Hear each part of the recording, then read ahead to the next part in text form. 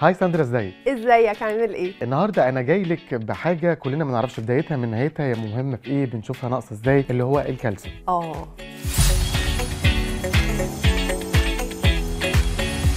الكالسيوم ده بيفيد الجسم اولا في ايه؟ الكالسيوم ده مهم جدا. عارف من اكتر الحاجات اللي ممكن احنا ناخد بالنا منها وتحصل لنا لو عندنا نقص في الكالسيوم؟ البنات مثلا يلاقوا جفاف وتكسير في شعرهم وضوافرهم، الاطفال نلاقي ان اي وقعه بسيطه تلاقي عظم اتكسر، الكبار كمان تلاقي الضوافر مشققه، تلاقي في جفاف جامد جدا في البشره ما بيتعالجش مهما قعدنا نحط في كريمات وسكين كير، نلاقي ان احنا تعبانين على طول، بننسى، عندنا ارق، كمان قوه الاسنان، ناس تلاقي انه من حاجات بسيطه قوي اسنانها اتكسرت. فالكالسيوم مهم جدا. احنا نعرف دايما ان المصدر الاساسي للكالسيوم هو اللبن، بس في ناس بتقول ان البروكلي والخضروات فيه كالسيوم اكتر من اللبن. في نوعين من الكالسيوم، نوع جاي من مصدر حيواني ونوع جاي من مصدر نباتي. الحقيقه امتصاص الكالسيوم اللي جاي من مصادر حيوانيه زي مثلا اللبن والديري برودكتس كلها اللي هي منتجات الالبان اعلى بكتير جدا من امتصاص جسمي للكالسيوم اللي جاي من النباتات. طب هل ده يغني عن ده؟ ساعات، لان في ناس مثلا بتعاني من حساسيات الالبان فما عندهاش خيارات غير انها تبقى بتاخد احتياجها من الكالسيوم من مصادر نباتيه او من حبوب، ولكن الاعتماد الرئيسي بالذات للاطفال بيجي من منتجات الالبان.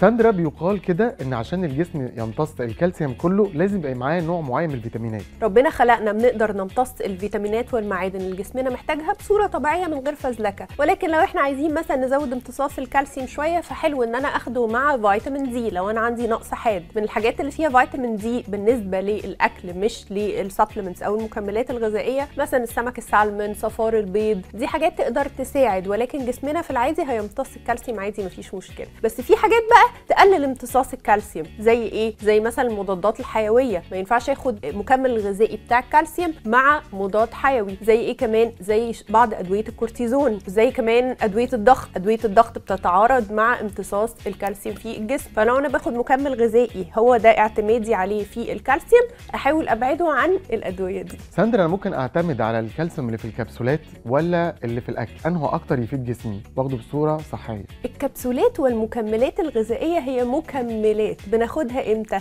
لما نروح نعمل تحليل صوره دم ونلاقي ان عندنا نقص كبير جدا ما يتعالجش بالتغذيه، ما يتعالجش بان انا ابتدي اظبط اكلي، وده بعرفه من الدكتور المعالج. يقول لي مثلا انه نسبه الكالسيوم قليله قوي قبل ما يبتدي يحصل مضاعفات محتاجه تاخدي مكمل غذائي. لكن احنا ربنا خلق لنا اكل وخيارات كبيره جدا من نعم ربنا من الاكل، لو اكلناها صح في الحقيقه الطبيعي ان احنا ما نحتاجش مكملات غذائيه. ساندرا، قولي لي على اكله احافظ بيها على الكالسيوم في جسمي كل يوم. كل ما منتجات الالبان، يعني ايه؟ يعني اللبن ومشتقاته، اللبن، الزبادي، الجبنه القريش. ما يجيش حد عنده نقص كالسيوم ويقول انا هفطر كل يوم ساندوتش جبنه سايحه بس هاخده في عيش بني اصل الجبنه منتجات الالبان فيها كالسيوم. لا، احنا بنتكلم على الجبن البيضاء، الجبنه الفته، الجبنه القريش. كل ما هي جبن بيضاء وكل ما التصنيع فيها يكون اقل كل ما هتكون صحيه اكتر. ايه كمان؟ معايا بذور الشيا، معايا بعض انواع المكسرات، معايا الزبيب، معايا المشمش المجفف، التين المجفف، البيض،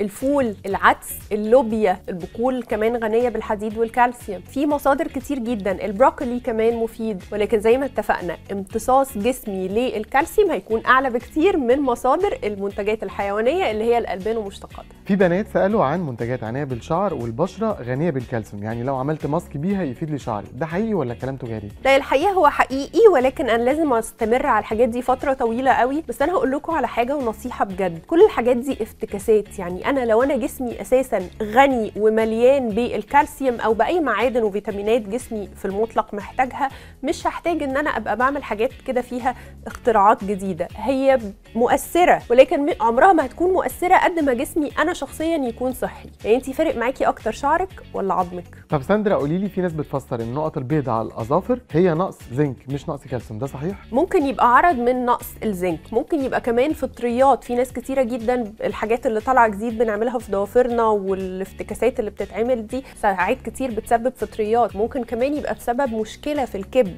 فهو الموضوع اكبر بكتير من انه نقص كالسيوم. الشاي بعد الاكل على طول بيكسر الكالسيوم في الجسم؟ الكافيين والشاي والتانيك اسيد وكل الحاجات دي بتقلل بيقلل امتصاص الحديد والكالسيوم وشويه معادن تانيين حلوين. فعشان كده بنفضل دايما لو هناخد سبلمنت او مكمل غذائي بتاع كالسيوم ابعده خالص عن الشاي او القهوه اللي هاخدهم بساعتين. كمان لو هناخد حاجه فيها لبن او زبادي او جبنه قريش، يعني الفطار نبعده شويه عن كوبايه الشاي والقهوه بساعتين. ساندرا شكرا ليك.